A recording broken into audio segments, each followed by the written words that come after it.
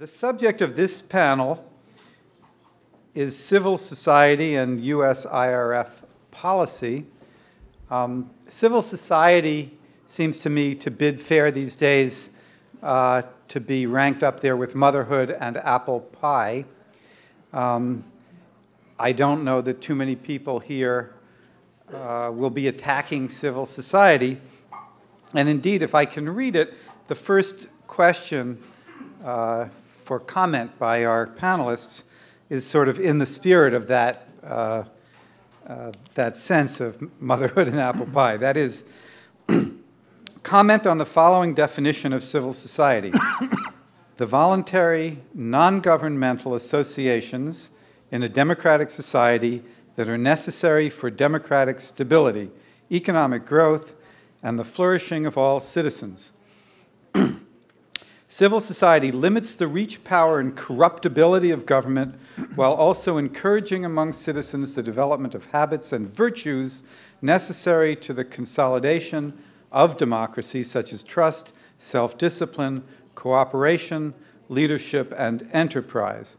It seems to me that as we watch the dissolution of our financial system, we can at least take that definition with a little grain of salt and wonder whether civil society does not come freighted with some downsides as well as upsides, downsides that may require the regulatory discipline of the government that it guards from corruption and all those other things. And one of the things that I would throw out just at the beginning is to say, you know, we recently had last Sunday in some quarters something called a Pulpit Freedom Sunday, which was an effort on the part of at least a few people responding to an organization to challenge the IRS rules, which would take away tax exemption from nonprofits, and in this case particularly religious institutions that engage in partisan political activity. That's simply a law. That's not a constitutional limit on, and any religious institution is free to engage in politics if it doesn't mind paying taxes.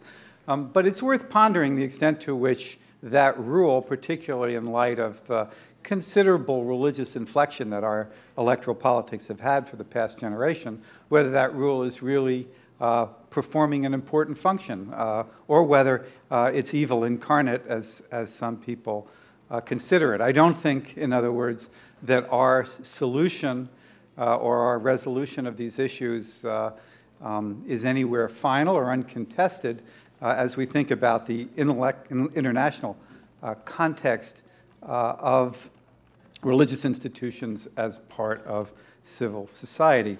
So let me read the other questions, and then I will introduce our panelists. I didn't have a chance to talk to all of them, but it is my deepest philosophical view that anything that lasts longer continuously 45 minutes after lunch is to be abhorred. And so I'm going to enjoin all of our panelists to speak for no more than 15 minutes if they possibly can bring themselves to do that, in hopes of spending more time on your questions and lively back and forth, lest napping occur. So the rest of the questions are these. To what extent should religious communities be seen as elements of democratic civil society? Are there significant differences between religious traditions and secular voluntary associations as they contribute to democracy? How can concepts of civil society be integrated into U.S. IRF policy?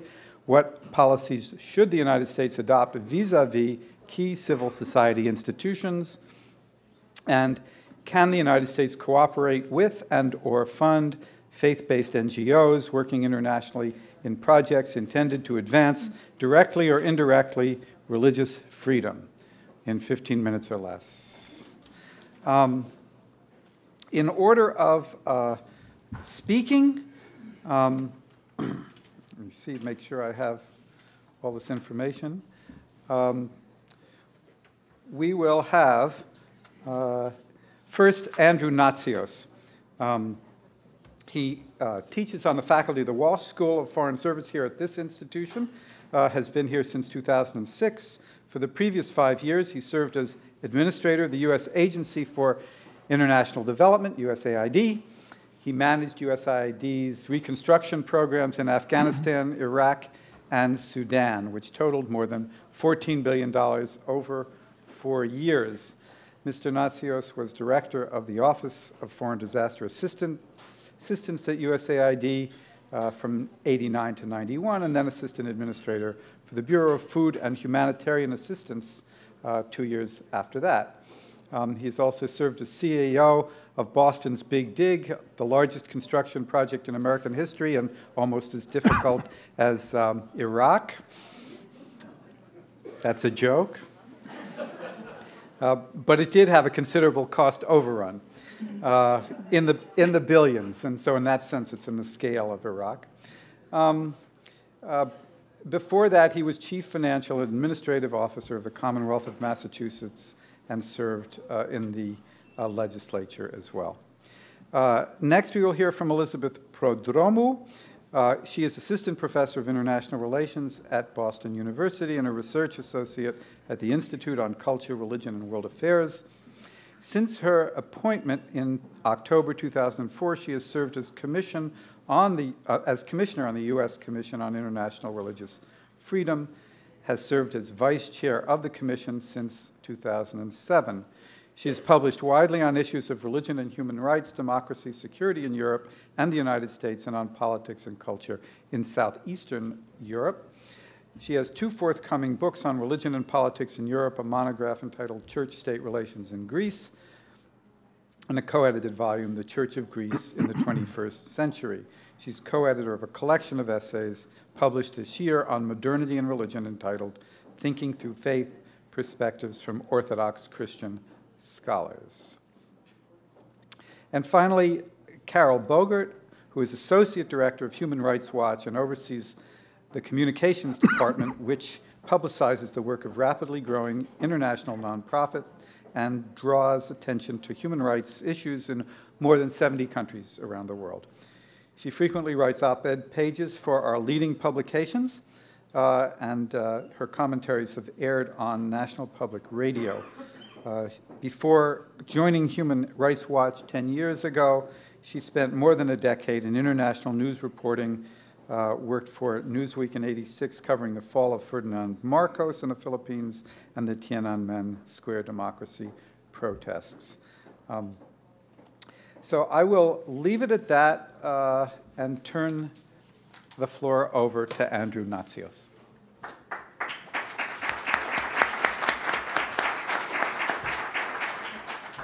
I do want to correct 2 things with respect to my biography. I did not take over the Big Dig until the cost overruns had taken place. My job was to clean it up, which was the worst year of my entire life, having that job. And I do want to correct a second thing, which is that Iraq was much more dangerous than Boston. In my particular case, the only time I've actually ever had someone threaten to kill me was a contractor in Boston who wanted a contract hauling snow for his trucking firm that was on the edge of bankruptcy. And this was in 2000. And he threatened to kill me, brought a gun to the office. We had to call the state police. He was rather drunk when he made the threat. But I did get a little nervous, you know, and I actually was never, they did try to kill me a few times, at least there were rumors of it, but it never actually got to that point where a person walked in the office in Iraq or Afghanistan with a weapon on their person. So I actually regard Baghdad and Kabul as safer than Boston in a personal sense, not in terms of a larger perspective. I was Vice President of World Vision for 5 years in the mid-90s, so that's something that was not mentioned in my biography. Actually, was the most relevant for today's discussion in many respects.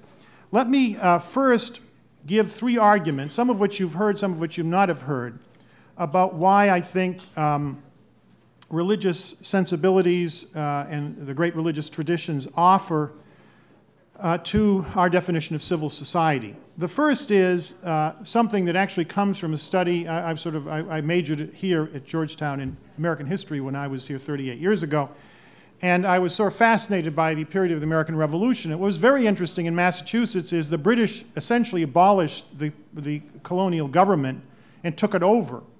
And the colonial leaders of Massachusetts simply moved all political decisions to the cities and towns, of which there are 351. There were too many for them to occupy.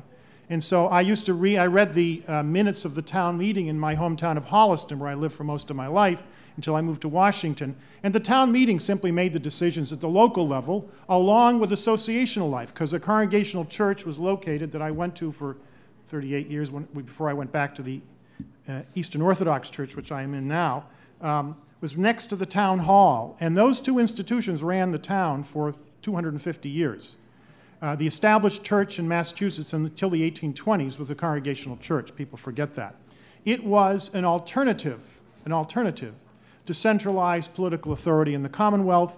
And in many respects, most of our public services in the United States are still actually carried out by municipal government and associational life in the United States. Most states use private voluntary associations to carry out most of their social services. People don't realize that now. If you go see who run the homeless shelters,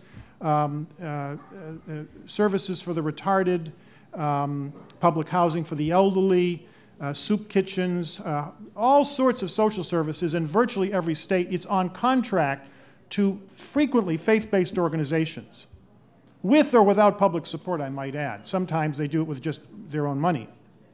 World Vision, 80% of World Vision's income is private. World Vision is the largest evangelical, actually it's the largest religious NGO in the world now. It's $2 billion they raised last year, 80% of which was private. That's the World Vision at the international level. The second argument, I would say, for the role of the religious institutions is the issue of accountability. In all of the great religious traditions, there is some sort of ethical system. And you could argue in terms of Confucianism that it's really not a religion, but in some ways its evolution in China is comparable to the institutional manifestation of Islam, Judaism, Christianity, and Buddhism in the West or in other parts of Asia. And they have a profoundly powerful ethical norm in them that people within those religious traditions use to judge the behavior of the state. And our society functions, despite what is happening now in terms of the news media and Wall Street and all that, our country is actually enormously powerful in terms of the institutional resilience, public institutions and private institutions, nonprofit and profit-making. And the reason it all functions reasonably well most of the time is because of layer upon layer of institutional accountability. And it is not simply religious institutions that make the public sector or the profit-making sector accountable. It's they all make each other accountable. Charities are under pressure constantly, and the church is under pressure, and the synagogue and the mosque, to make sure that they use the money that they collect properly. And the state has regulations. If you want to be a nonprofit, you can't misuse the money under our laws for things that are not related to religious practice. And so there is a regulation of certain aspects of religion in our society where religious institutions are abusing their tax-exempt status. We give them the right to get a much lower rate on their postage. We subsidize the postage for nonprofits, and particularly for religious institutions. So there's measures of accountability, but the religious institutions make the state accountable, they make Wall Street accountable, because it's an alternate voice. The third is something which I note from a book that was written by T.S. Eliot, Notes Toward a Definition of Culture. He wrote it, I think, in 1939, a long time ago. And there's an interesting argument in it that's different than the argument that's made by James Madison in the Federalist paper. I think it was Federalist paper, I think it's number 6 or number 5, where Madison says that the special and private interests will counteract each other, and by balancing each other out, it protects liberty. This is a different argument that T.S. Eliot makes. He says that the church, civil society, social class, ethnic and regional loyalties create webs of relationships which overlap with each other so that no one's loyalties in a mature democratic society are too one-sided, which is to say, in our society, poor people and rich people go to the same church, the same synagogue, or the same mosque. It happens all the time. And they have relationships with each other that are different than their social class. and different than their economic interests. And if you go through our associational life, it's the same way. People belong to the Rotary Club or the League of Women Voters or the Women's Club in a village or a city or town, and people have relationships that they would not have elsewhere. And those interlocking sets of relationships weave together our society in a very interesting way. My closest ally and friend in Holliston town government, I was a Republican. I shouldn't be saying that in this mixed company here today. But I was a Republican, active in the Republican Party, and my closest ally in town government was Mel Warshaw, was a lawyer, and he and I were on the same side of almost every local issue, even though on state and national issues we would fight all the time. But in the town meeting on land use planning and conservation of the character of Holliston, we sat on the bylaw study committee, which I chaired, and he was my best ally to modernize local government's management. And yet, in other ways, we were adversaries. But by having those relationships, we could never be enemies. We disagreed on some issues at some levels, but in other areas, we were best friends. And that, by layering those things through society, you actually strengthen the bonds that take people together and draw them together in a way that allows us to withstand the shocks that exist, whether it's the Civil War, or whether it's the Wall Street problem, or the divisiveness of our political system in some ways. Since I have a few minutes left, let me talk a little bit about how these definitions affect our development in the developing world, our work in AID, in World Vision, and the NGO community, and in the UN and the World Bank, although a little less so.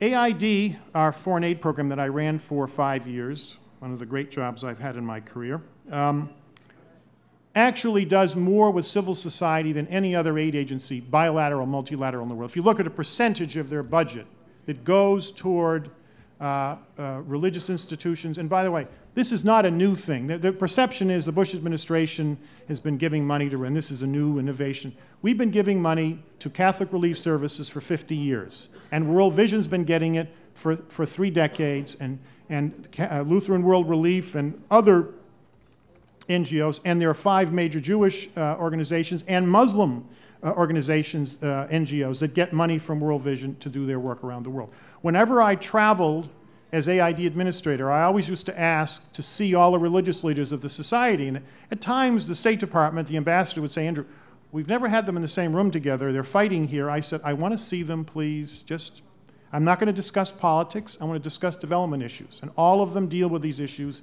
in their societies. And the AID staff knew what I was talking about. They said, look, we've been dealing with it. We don't publicize it. But the way in which the AID mission in the 90s got the church and the mosque in Ethiopia involved, the Ethiopian Orthodox Church, which is an ancient church, 1,700 years old in Ethiopia. The patriarch of the church I know quite well. I would always see him because I'm an Orthodox Christian now. And the leader of the imam, who is the leader of the Islamic Council of Ethiopia, 40% of Ethiopia is Muslim. He's a Sufist, and actually I have a lot in common between Orthodoxy and the Sufist tradition of Islam.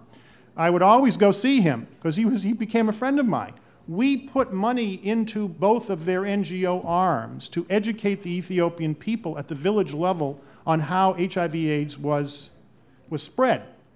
And the 2 religious traditions said, look, there's some things we don't agree with in your policy in terms of how you stop the spread of the disease. They didn't like us pushing condoms so hard. I said, that we're not going to interfere with your religious tradition, but we need you to help us.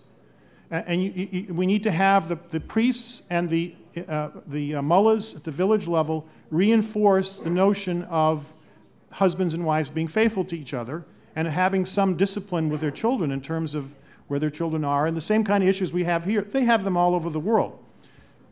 We would still do our condom programs, but we did it through secular organizations that didn't have a problem with it. The point here is, I think that we need to formally encourage our diplomats, and many diplomats do this quietly on their own anyway, but there really isn't a formal policy in the United States government to encourage on a regular basis a religious attaché. We have economic counselors, we have political counselors, we have military counselors. We don't have in most embassies, or many embassies, a religious counselor. Not to convert anybody, but to be the liaison between the American embassy and those religious communities. Now, I've been to embassies where these people do, in a systematic way, interact with all of the religious leaders in their society. Some ambassadors do it. But it's not a disciplined policy across the world, and in my view, it needs to be. You cannot do work, diplomatic work, and you cannot do development work in most of the developing world unless you interact with the great religious traditions. Why is that? Peter Berger is right. The West is a little secular island on a vast sea of religious devotion. If you go to Latin America, you can't find secular people in the villages, in the ghettos, in the poor areas of the cities, or in Africa, whether they're Muslims or Christians of the different traditions, or animists. They still have religious beliefs. A secular worldview is very unique to the West. I think we should respect people's traditions. I think the whole American view of tolerance is a very powerful view. People ask us how it is we don't have religious wars in the United States. I mean, I used to share that with people, but you know, that comes actually out of the congregational tradition in New England, of the notion of individual conscience, and I'm not sure it's applicable everywhere in the world. Peter Berger and other scholars at BU have argued that perhaps we should reach into the religious traditions, because all of them have texts which talk about tolerance. They also have texts which talk about religious war in all of the great traditions, if you take them out of context. But there is Pacific traditions in all of the great religious traditions. And what we should perhaps be doing is not reaching into our history to impose something from the outside, but looking into their own canonical texts to see if we can find something to encourage the notion of civility and of tolerance. And in fact, that's happening. Al-Qaeda is being pushed back militarily, but the most powerful force against Al-Qaeda right now in the Middle East are the great muftis and the imams who are quoting Islam saying, one, you have no business issuing fatwas. You have no authority, bin Laden, to issue fatwas. What you're saying is completely violation of Islamic teaching and 1,000 years of Islamic theology. What you're saying is not appropriate. You don't have authority to speak. And they're doing it now very publicly and very visibly. And that is one reason why there's been a pushback in many societies against Al-Qaeda, which I hope we continue. So my last point is there needs to be a reflection of the importance of religion in our foreign policy, but not by pushing one religion or another, simply reaching out, understanding it, being in contact with these people in a way that can be very powerful. I'm within 15 minutes. Very good.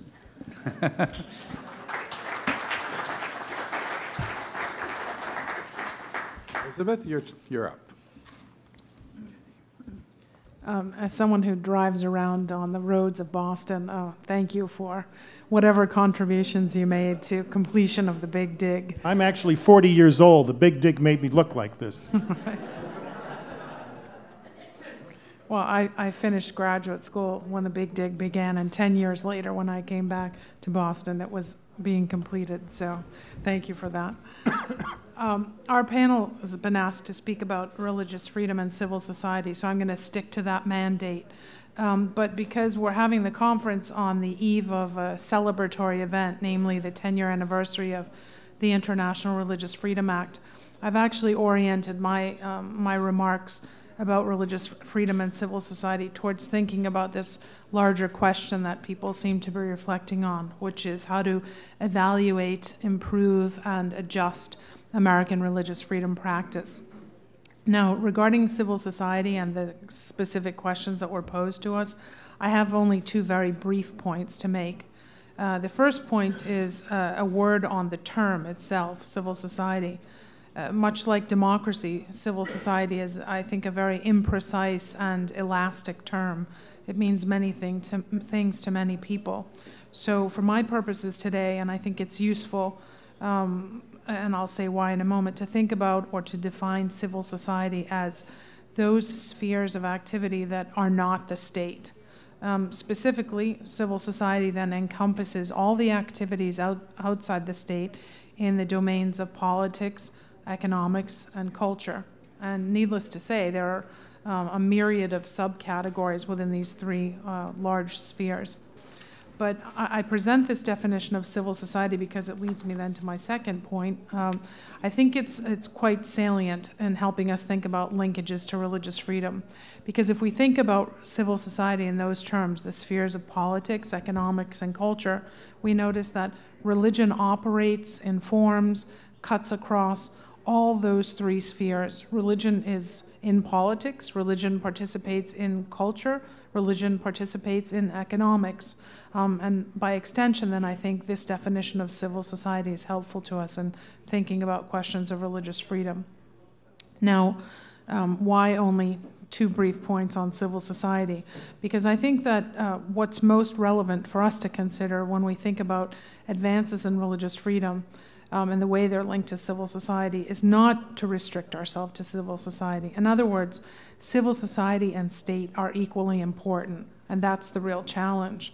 When it comes to the promotion and the protection of religious freedom, and I think 10 years of the International Religious Freedom Act show this, really the most complicated challenge is the fact that both civil society and state are necessary but not sufficient for ensuring sustainable improvements and advances in religious freedom.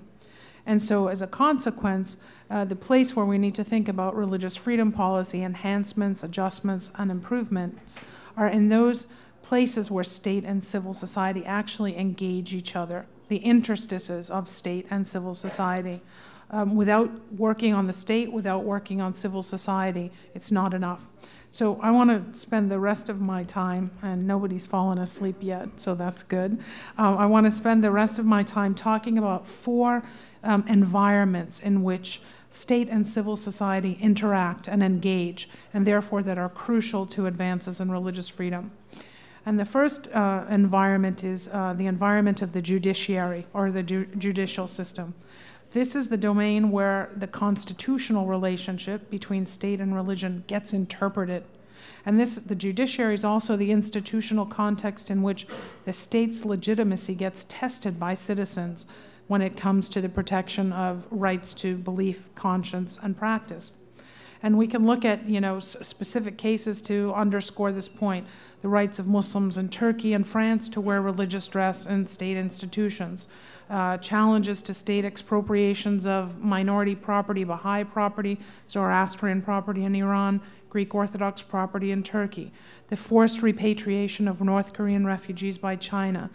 These are all cases that indicate how civil society and state engage within the context of the judicial system. So the way that the judiciary interprets the Constitution has a direct effect on rights of religious freedom in civil society. And it also has an effect on the way in which citizens, civil society, view their state as legitimate or not.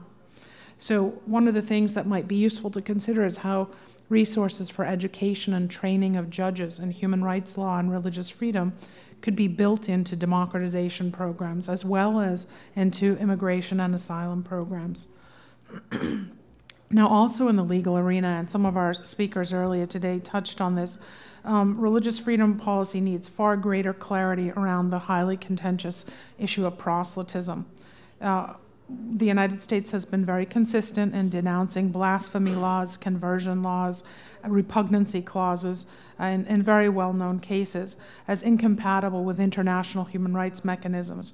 But on the other hand, the United States has not been as sophisticated as it might be on the issue of proselytism as both a legal and a cultural issue. Again, earlier speakers touched on this, and there's the great piece by Jose Casanova in the journal Outside on how proselytism has been perceived by many countries as a form of cultural imperialism.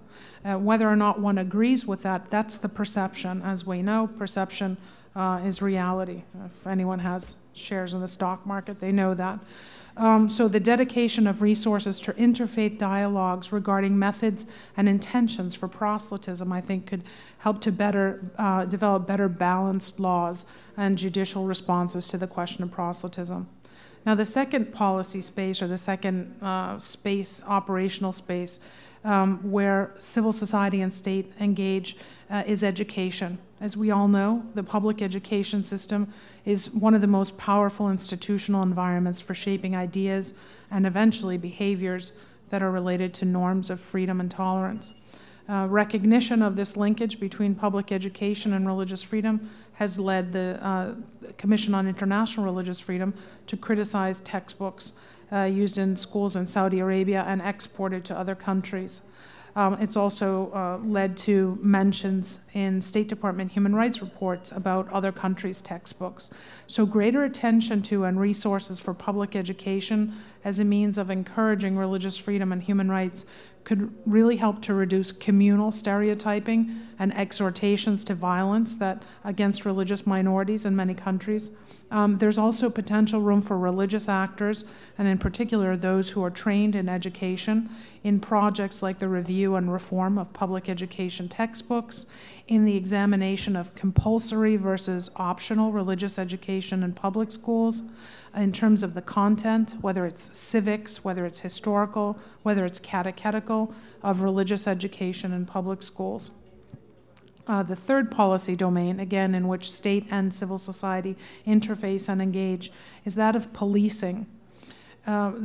And again, there are examples that I think illustrate the point. The arbitrary behavior of the Mutawin, the religious police in Saudi Arabia, against women and non-Muslim minorities, the violent behavior of police and collaborating paramilitaries in intercommunal violence in Iraq, explicit and complicit actions of police in Pakistan against non-Muslim minorities. These are a few examples, only a few, of why policing is a religious freedom issue. The U.S. could invest greater resources in international religious freedom policies that are aimed at helping countries to improve law enforcement practices that are based on due process rights and rule of law, on policing practices that end religious profiling and torture, and in creating a police culture and a policing culture where it's clear that there should be no trade-offs between human rights and security, even in our world where there's been a kind of collapse of the boundaries between law enforcement and intelligence.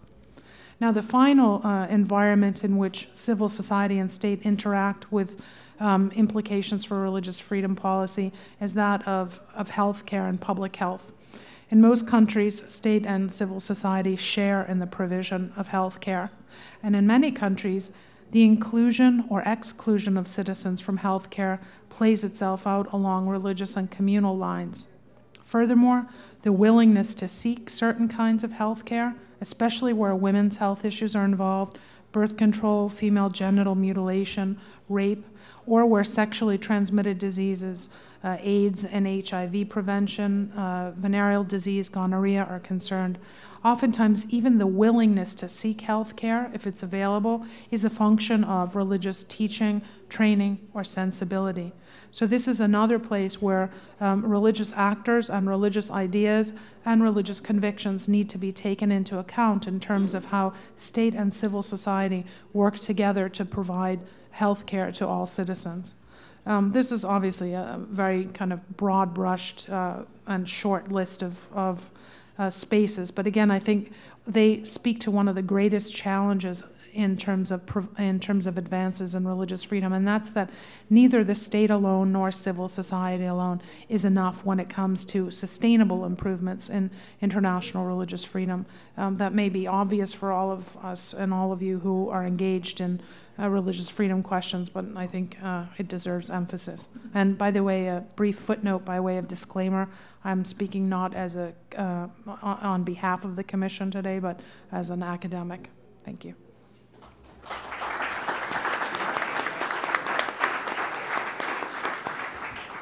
Thank you, and now Carroll. Thank you. Well, as Mark pointed out, this is a little bit of a motherhood and apple pie panel because we all love civil society and we all love democracy, and it's hard to be against any of these things. So I thought in the spirit of trying to wake people up after lunch, I would just make a few points about ways in which the human rights cause, and I'm from Human Rights Watch, has diverged from a religious cause, and how we really had our birth in the Enlightenment, which was an intellectual effort to renovate and change the way religion kept minds captive in the 18th century. And it was an anti-religious movement in its inception. And it is from that tradition, that very secular tradition, that Human Rights Watch really draws its origins. And I think it was Elie Wiesel who called the human rights movement a secular religion, positing it as something kind of separate from other religions. And I have to say also, just by way of feistiness, that of course many of the conflicts and the situations of gross violations of human rights that Human Rights Watch reports on and investigates are in places where religious belief and religious chauvinism have brought about violence and conflict, whether it's in Gujarat or Iraq or Afghanistan or Northern Ireland, any one of a number of places. And we also have certainly reported on regions where established religions and churches have aided and abetted human rights abuse. One thinks about the Dutch Reformed Church in South Africa as a real supporter of the apartheid system, or the way the Catholic Church in Argentina during the Dirty Wars really turned a blind eye and was mute about gross violations of human rights in the country at that time. So just having said the mean things, just to maybe wake you up a little bit, let me also say that we also at Human Rights Watch partner with human rights organizations that have a religious inspiration, Rabbis for Human Rights, the International Justice Mission, whom we consider to be real, serious mainstream international human rights organizations and close kin to us and important partners for us. When we examined the definition of civil society that was provided to us panel participants as we prepared our remarks, I guess I was struck by the real focus on democracy and civil society as a promoter of democracy. And I think it was someone on a previous panel who pointed out the ways in which human rights and democracy are separate concepts, and they part ways in certain junctures. And I think it's important to say, first of all, that democracies abuse human rights. There is human rights abuse in the United States of America. There are human rights violations taking place in all countries. All governments are tempted to abuse power. And it is civil society that really reins in the excess and abuse of power, not only of states, also of rebel groups, non-state actors, of corporations, of various powerful actors in society. So I guess I would pursue a definition of civil society that maybe focused less on democracy and more on the ways in which civil society protects human rights in ways that governments cannot, and that by its nature it is independent of, not necessarily hostile to, but independent of and a watchdog of the powerful in society. It reveals official wrongdoing. Civil society also protects a diversity of viewpoints and makes sure that minority rights are heard. And again, on a previous panel, I think we talked about the ways in which majoritarianism, rule by the many, can also violate the human rights of the few. Certainly, civil society is a way for citizens in any country to express their views in between elections. And I think sometimes our vision of democracy and our promotion of democracy abroad has focused excessively on voting and what happens when you cast a ballot, and not enough on what happens in between, and all the institutions and mechanisms and practices and civil society organizations that help citizens to express themselves in between those times that they go and vote. So the question was asked, are religious groups part of civil society? And I think they clearly are. And I wanted to talk about two different ways in which they are. One is at the level of international civil society. I mentioned a couple of human rights groups with which Human Rights Watch works. But I think there are many, many religiously inspired groups that work on a range of issues in international affairs that may go beyond their own predilections. The best example of this right now is the really inspirational way in which evangelical Christians, Jews, have come to the defense of people in Darfur. That the focus on South Sudan that was a product of gross violations of the human rights of Christians in the South, the issue didn't end there for Christian groups who got involved in that issue. And many of them, I think, admirably stepped up to the plate and defended the rights of people in Darfur who were Muslim, but who were being abused by the same government in Khartoum.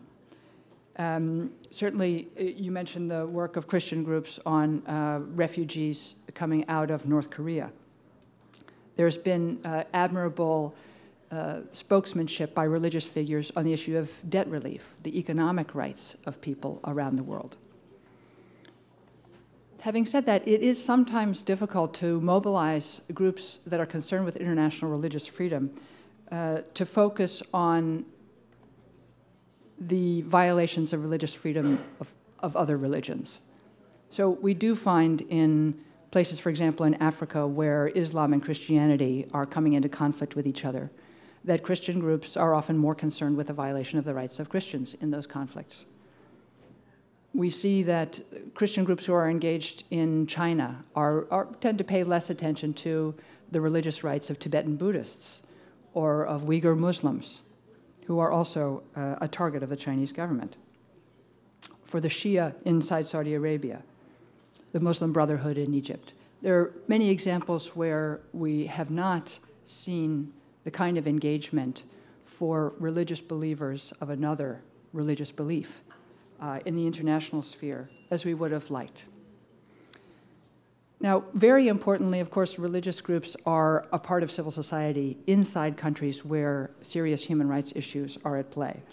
One thinks about the Catholic Church in Poland under communism and the incredibly important role that they played in opposing communist government. One thinks about the Archbishop Oscar Romero of El Salvador, who in his last sermon before he was assassinated told the army to disobey immoral orders. Certainly there are many mosques that today are providing a safe haven for the kind of social organizing that it can be very difficult to accomplish in many societies. But I think it's important also to note that this is a continuum, that many religious organizations actually are occupying political space, in some cases are the lone actors who have a certain amount of freedom of action and freedom to assemble and freedom to organize because they are religious. And they may be among the only actors who have that freedom or who are at least tolerated by very repressive governments. This puts a lot of burdens on them when they are the only civil society in a place where there is no other. They may have a measure of protection so that they end up being the only independent organizations in a society. But when they get mixed up in politics, they're also very exposed. So one thinks about, for example, Vietnam, where there is virtually no independent political organization in that country. And the question of whether certain religious figures in that society are, in fact, religious dissidents or political dissidents is one that U.S. policy has gotten tangled up in since delisting Vietnam as a country of particular concern in November of 2006.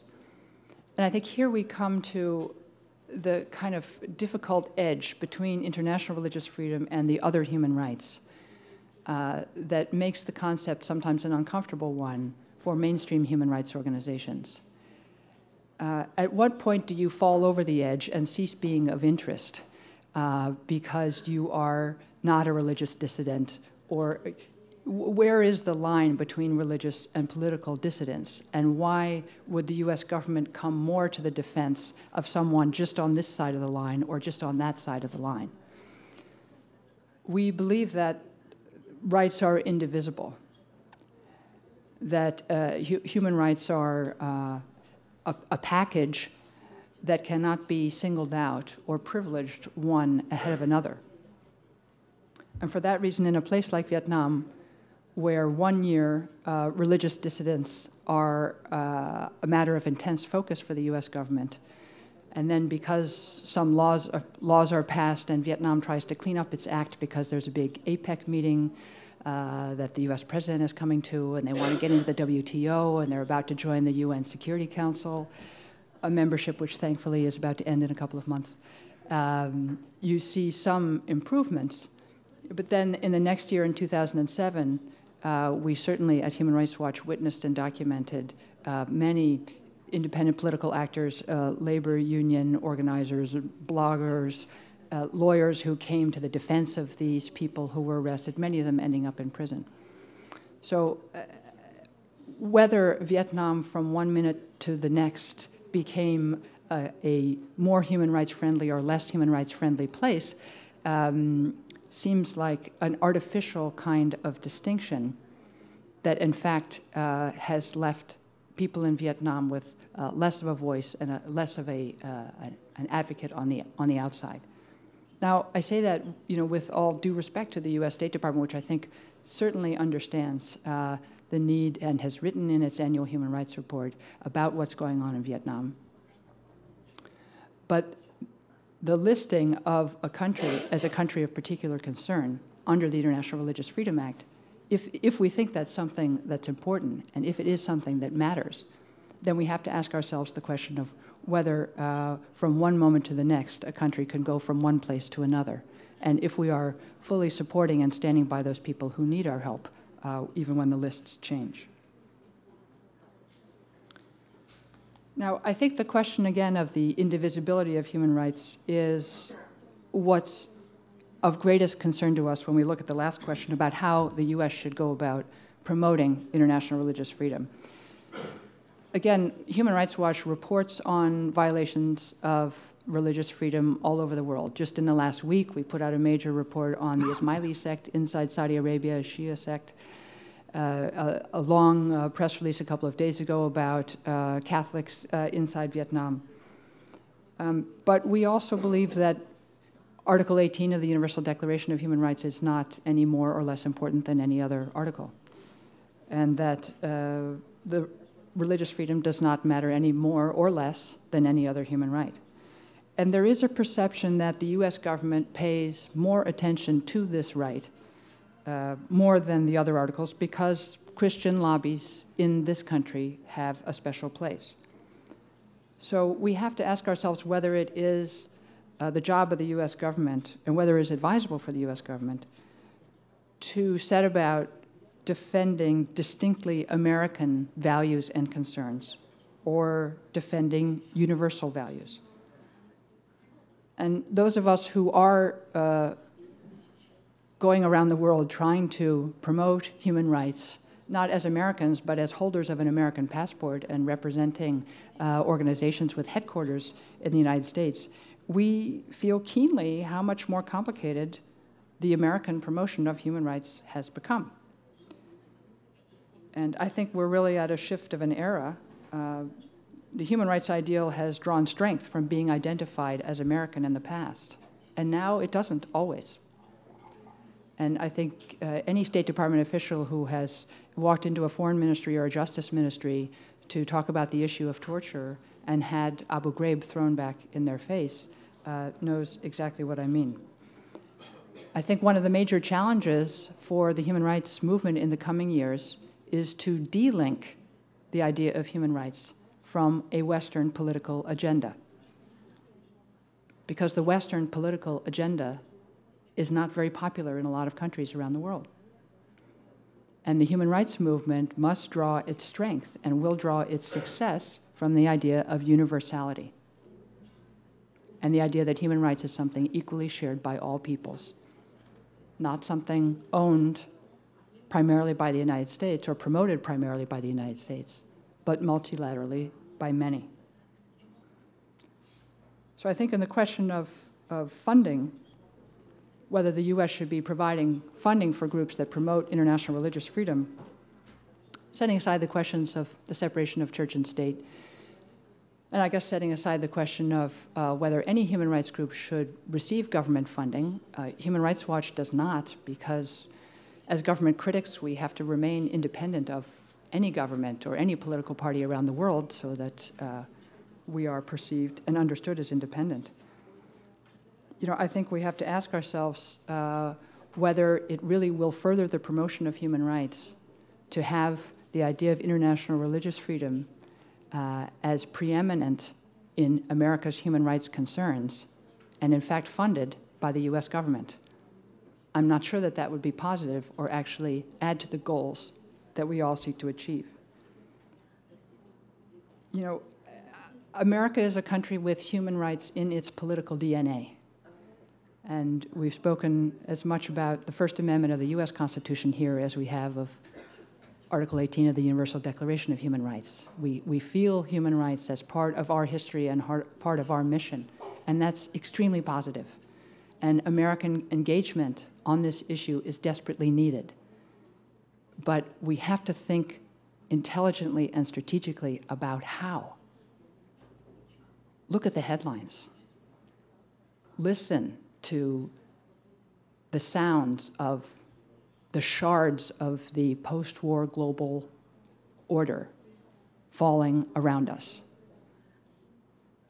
The world is changing.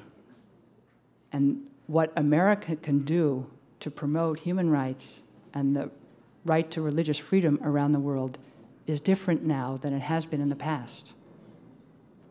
The question was asked very pointedly to an earlier panel, what specifically would you recommend to Barack Obama and John McCain that they do if and when they take office in January?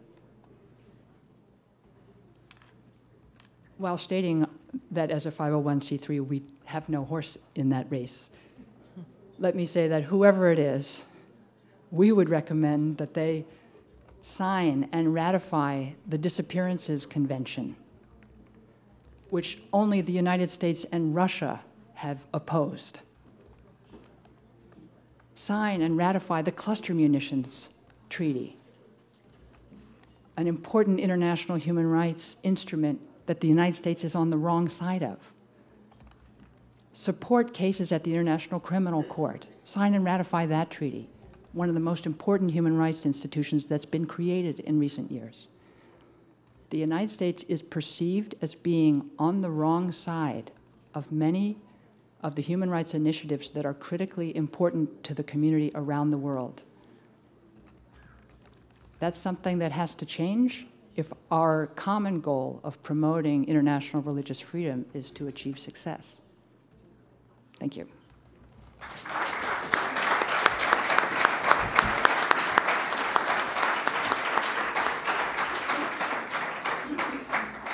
But what an incredibly obedient panel we have. And as a result, we have time for questions, 15 minutes about. I ask you, when you rise, to identify yourself, and if possible, identify a particular panelist or two to answer. The more panelists answer any given question, the fewer questions there will be. Please.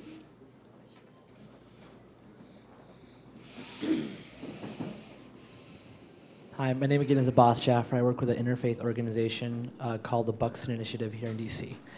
And my question, I think, is mainly towards Mr. Natsios. And I don't mean this as an indictment of international affairs education, but sort of being in this education pipeline, and since we're talking about the future of this IRF policy in the US, we need to look at the people who are going to become the policymakers, the diplomats, and the policy wonks of the 21st century, which people like myself.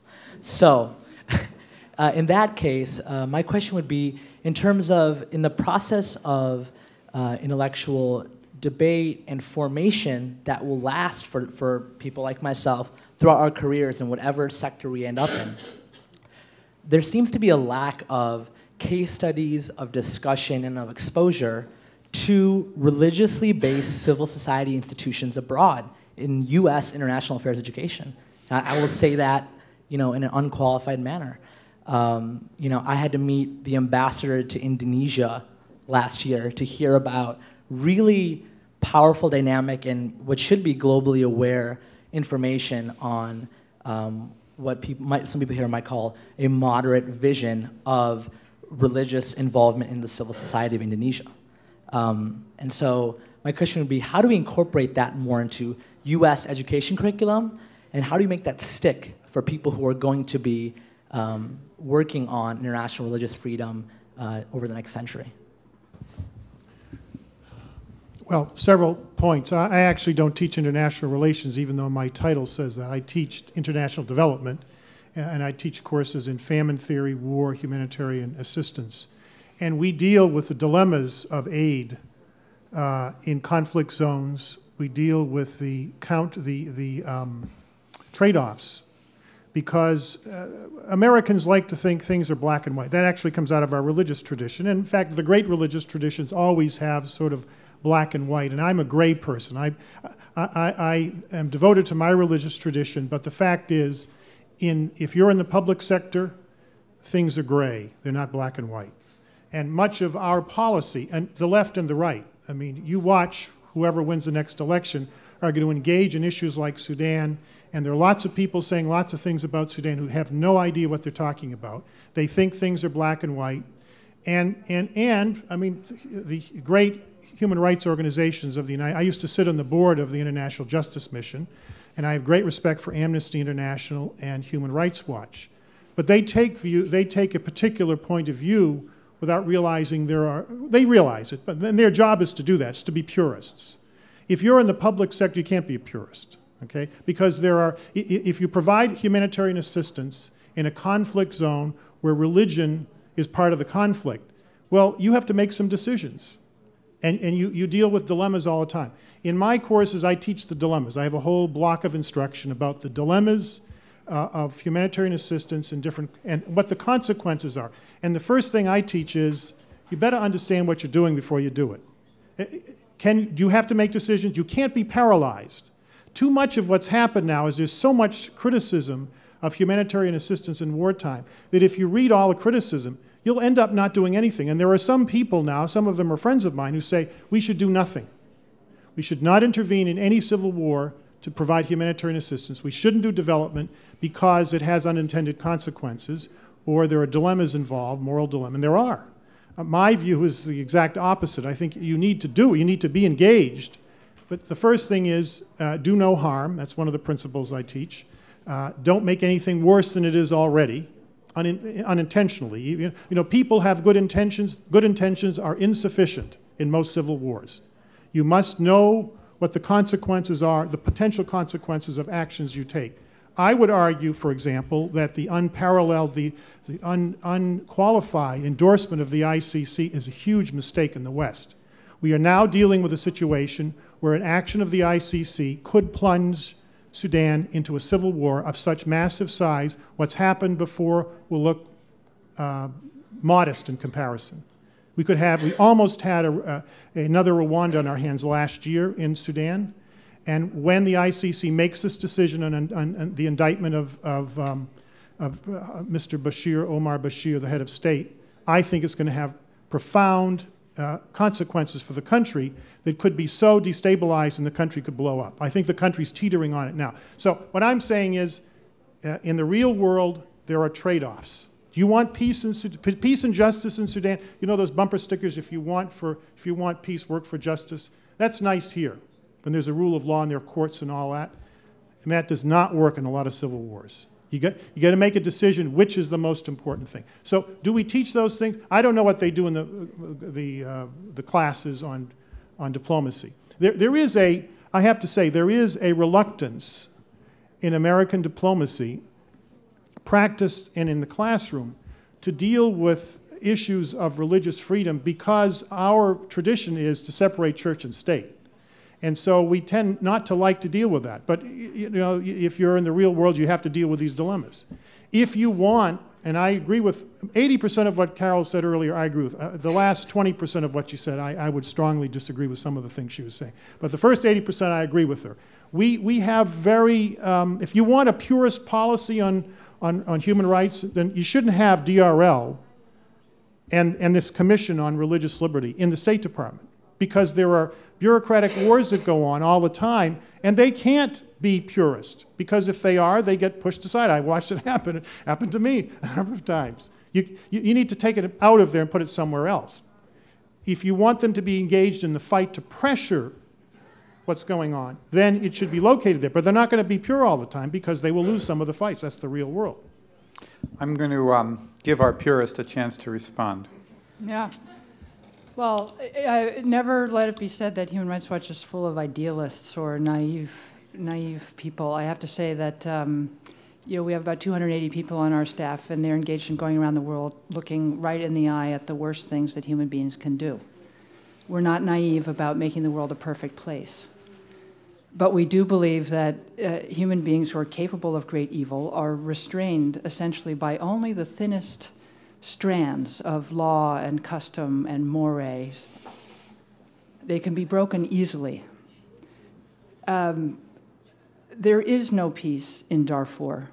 The government has attacked villages in North Darfur as recently as a few weeks ago. There is no peace process to save. There is no peace process that an indictment, a serious peace process that an indictment can derail.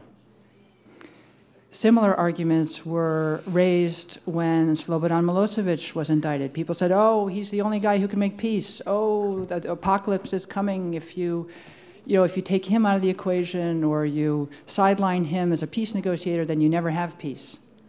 He was the problem. He was the reason there was no peace. The president of Sudan, Omar Al-Bashir, is a problem.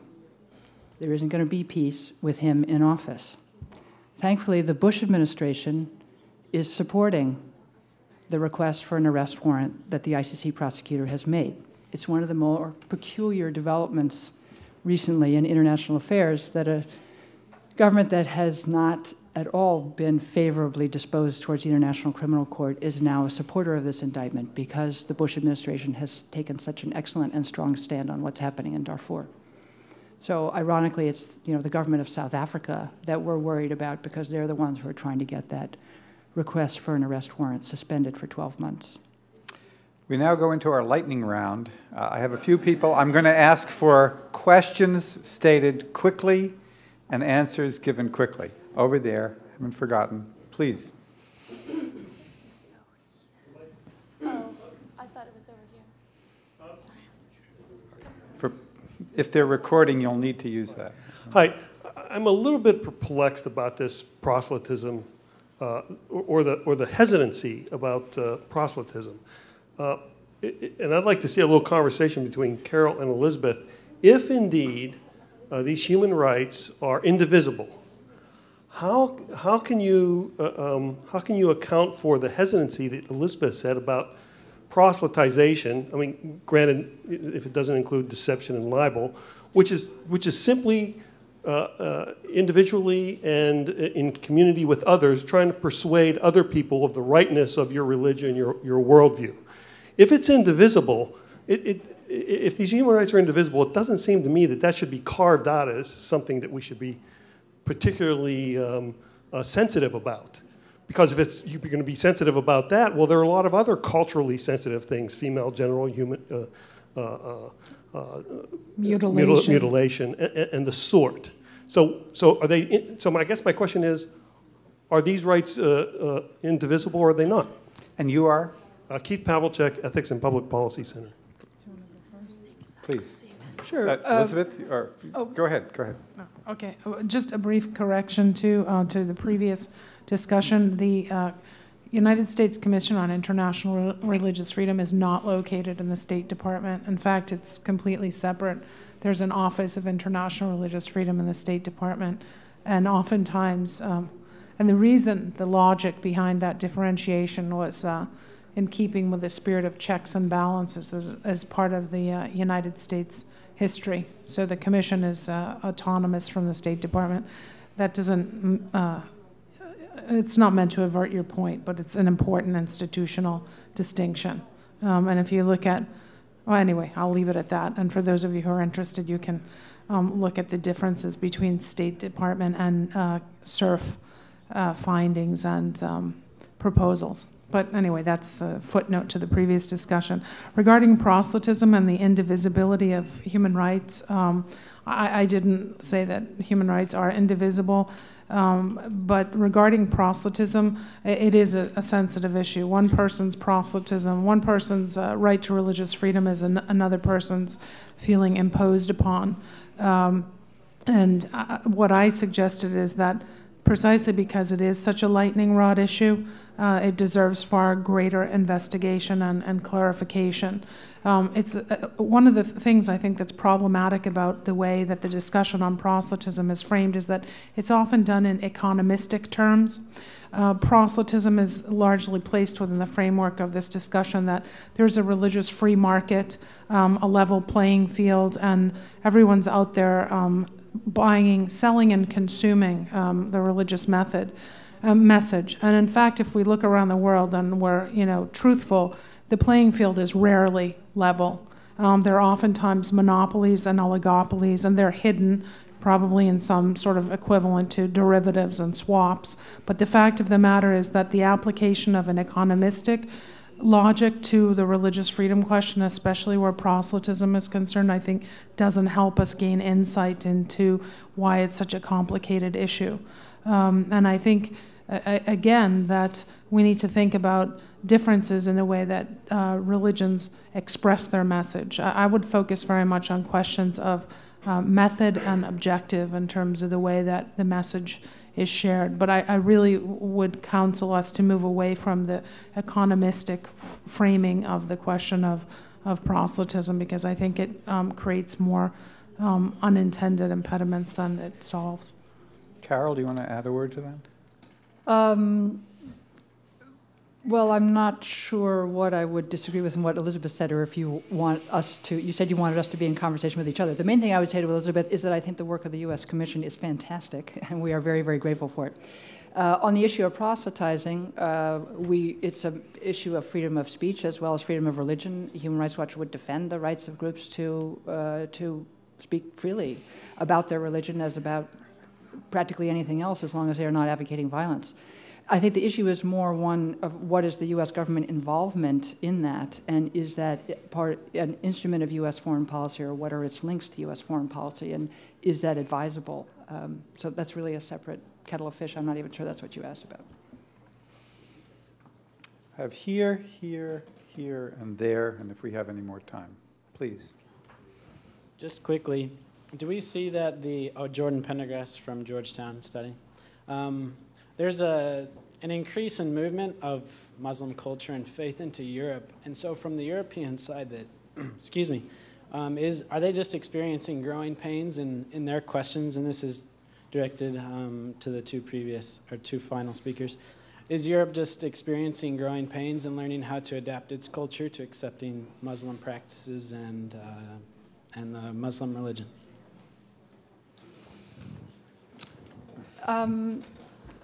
Yeah, I guess growing pains might sound a little bit paternalist. They're not children, but they are societies and cultures that have been relatively religiously uniform and relatively a-religious, increasingly over time. And I think the insertion or the addition of Muslim cultures, as well as non-Muslim cultures, all kinds of people of color and people who come from different countries, has been destabilizing. Issues like the cartoons, explosion in Denmark are very complicated ones that involve both the right to freedom of speech and the right of respect for religion. And those lines are not easy to draw. They're not easy to draw in international law, which is the basis for what Human Rights Watch does, and they're not easy to draw in practice. Yeah, I agree that, the language is important, but I think the part of the complexity of the phenomenon of growing Muslim populations in Europe, there are a range of reasons it's complex, but one of them is because I think it forces people to come face to face with the question of whether or not the ideology of secularism is indeed always compatible with religious freedom. And I think, certainly the French case is, the sort of quintessential example of that, whether or not that's indeed true. But exporting the French model to places like Turkey and even China, where dogmatic secularism produces results that are quite the opposite of religious freedom. And so I think that, the pluralization of religion in Europe itself forces Europe to really examine what they mean by religious freedom and what they mean by, what we all mean by modernity, but what Europe does. And then there's the flip side of that as well, that it depends on countries of origin. Many new arrivals in Europe come from societies where rule of law is very weak.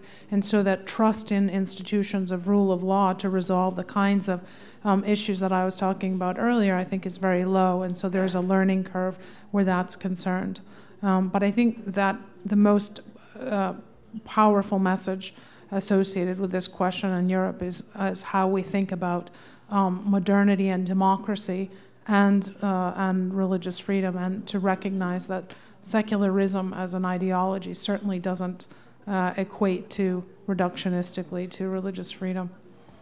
At Human Rights Watch, we support the right of women in Turkey to wear the headscarf and the right of women in Iran not to. So that'll give you a sense of how complex this territory is. Please. We have a couple of minutes left. I am Abdul Fattah Salah from Jordan. شكرا على ما أعتقد أنه جاوبت على سؤالي، أو جزء من الإجابة كانت على سؤالي: هل تعتبر العلمانية من الحرية الدينية أم هي اعتداء على مشاعر أتباع الديانات؟ My name is Abdullah Salah. I'm Minister of Islamic Affairs in Jordan. And I thank you for giving me the opportunity, and actually you answered part of my question. And the question is, do you consider secularism is religious freedom, or it is an attack on the feelings of other faithful or religious followers? I do not consider secularism to be an attack on the religious feelings of others. Good answer. Last question. One more question, and then we'll end. Hadley Arcus from Amherst College, and we're sorry you didn't keep your President Garrity instead of sending him on to us. He didn't keep us. A question stirred by Ms. Bogert. When the American founder said all men are created equal, the first implication springing was that the only rightful government over human beings is that which enjoyed its just powers from the consent of the governed. When Arya Nair and Joan Baez went to North Vietnam seeking human rights, they never insisted on a government of free elections and constitutional rights. They were seeking all kinds of refinements, but without that basic structure.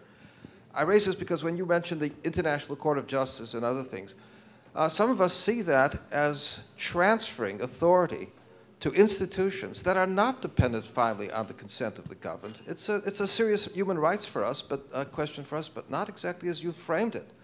So I just wanted to make one attentive to that fact of transferring authority, transferring power to institutions anchored nowhere, not exactly responsible to the consent of the governed anywhere, but also then raising the question, in this scheme of Human Rights Watch, is it a critical point for you to sort of press to end despotic governments in Cuba and Vietnam and elsewhere that don't depend on the consent of the governed? Is that within your scheme of human rights?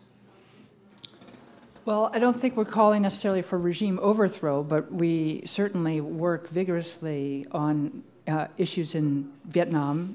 Human Rights Watch began 30 years ago as Helsinki Watch, as you may know, in the context of the Cold War, and it was precisely to watch the Soviet Union's adherence or lack thereof to the Helsinki Accords of 1975, and to make sure that dissidents were not whisked off the street in the middle of the day and nobody noticed.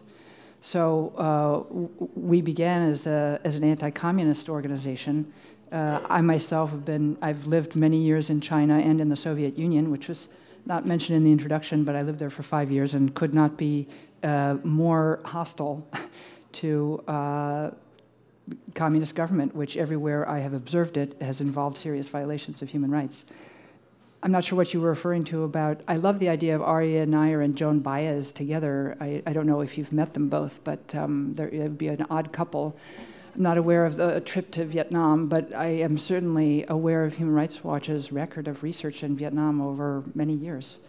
On the question of transfer of authority, sorry, I'll be very quick. The International Court of Justice, different institution, the International Criminal Court, is a treaty body. The United States and all governments transfer authority when they sign international treaties all the time.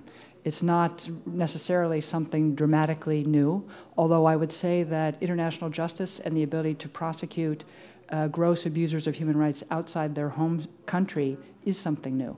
We have not been able to do that except in the last 10 years since Pinochet was arrested in London. This is, I suspect, a long conversation which we can't have. I ask you all to join me in applauding very nuanced and intelligent discussion.